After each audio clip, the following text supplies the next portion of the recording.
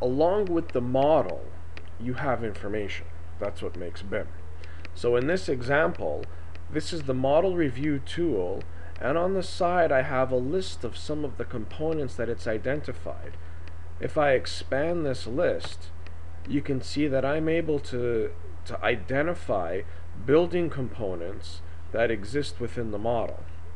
So you can see here it's telling me how many doors I have, and at the bottom I get particulars about the door, what information has been placed on the door, which will then reside into the door schedule.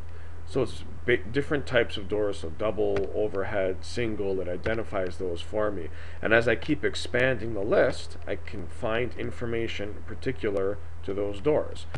If you have nothing filled out, it won't translate into the review tool. If you have items filled out, it will translate into the tool and allow you to walk through and understand what's on these components once it's entered.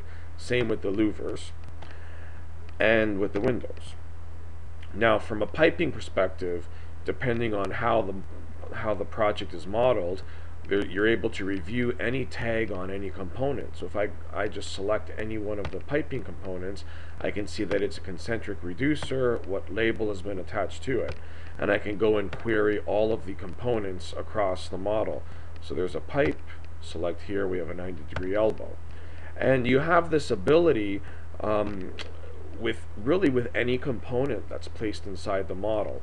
Any information that exists in the authoring tool, or that's entered in the authoring tool, translates into the review tool, and thus anything that resides here, you're able to query it and quantify it and any other downstream uses with BIM. Using the building applications as an example, the information housed within the model starts basically with a fundamental part and family. So if I select a wall and I'm going to make a masonry wall out of brick, I can just come select the part in the family, the wall will automatically know that it's brick, and I can come in and model a simple form as a wall, and there we go. Enter the height and width as required, and you have a wall. Now, to move beyond that, we have what's called intelligent or a higher degree of BIM on a component. So I can come and use a place wall tool, and what that does is it actually forces the selection not only of this same part being brick, but of further information. So again, you always have to enter your height and your width, and this is common in most BIM authoring tools, but it allows you to select other particulars on the wall as well, which you can then come in and put whatever information you want on it, and this is a more intelligent wall than what we had in the previous example. And again, this information carries forward. So the tools themselves, they just force the user to input information. Placing penetrations in the wall are very simple and common regardless of your tool. So select what you want to place, whether it's a door, window, or louver. Fill out whatever information you want to fill out. Select what wall you want to place it in, and your door is placed. Same with windows. Select your window size, any particulars you want to fill out, if there's any pull downs, and if you're happy with that, select the wall you want it, and your window is placed. Now, for demonstration purposes, I'm being a little messy here, but you can see that everything's automatically cut. You can then come and modify as required to suit the needs of your project. But the point is that the information is present, the relationship between the walls and the doors are maintained, and you have penetrations. If I wanted to place some mechanical equipment, I'm just going to grab anything here. So here is a air-cooled condenser, and I'll just place that in the model. And you can see it's been placed along with all of the information that it had. I'm going to place a couple more items here. Let's select a unit heater. You can see that's the shape, this is the information. If I needed to add a little more information, I could, but I'll just use the information that's default, and I'll place that in the model as well. So the components are placed complete with the information. If I wanted to start running ducts from one to another, I can do that using the HVAC tools, and when I select one of those tools, all the information pertaining to the duct comes up. So if I place a duct at any time, I will get all of this information. I can enter my width and my depth if I wanted to, or I can just start placing a duct, and I'll do so here.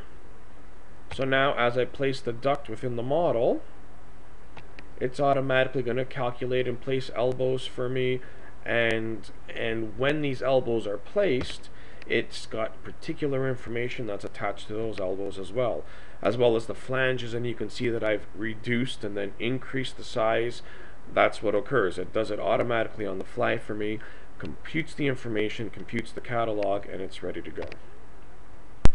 Electrical components work in the same manner. When you select the Place Electrical tool, it'll bring up a dialog box where you're able to enter some information, or if some fundamental data is already entered for you. When you go and place these tools into the model, the components are placed complete with the information as entered in the dialog. I can then come and select the different types of lighting. The fixture appears, the information specific to that fixture appears, and I'm able to place it in the model. Piping applications work in the same manner as the building. You're able to select your information prior to placing the components within the model. So here I fill out information, whether it's my spec number or my service abbreviation, the width or diameter of the pipe that I wish to place. All of this, though, is usually spec driven, so the parameters from which I can select the information for my pipe are driven by a behind the scenes database, so it's a form of quality check for the components with respect to piping. When I'm happy with what I have, I can proceed and start to place an intelligent line within the model. We'll just do a simple one here. And then I can spool my piping onto this intelligent line. And once that's completed, I can come and have a look and see the pipe in 3D and know that all the information that I placed onto that pipe is present for downstream usage, whether it's for design review or piping quantification. Once your models are populated full of information, there's various types of reporting tools that can be used to actually review all of the information from all of the various models within your project. Here's one example of a reporting tool where I'm just going to check out a complete cast in place concrete list. So what this does is it reads through all of the models that exist, which are represented here by their names, and have a look at all the pieces of concrete that exist on the project. If I scroll down to the bottom, I get a summary of all of the concrete, and of particular importance is the sum of the total volume. This is how much volume of concrete exists on the project in cubic yards. Very important, this ability to be able to identify and quantify information.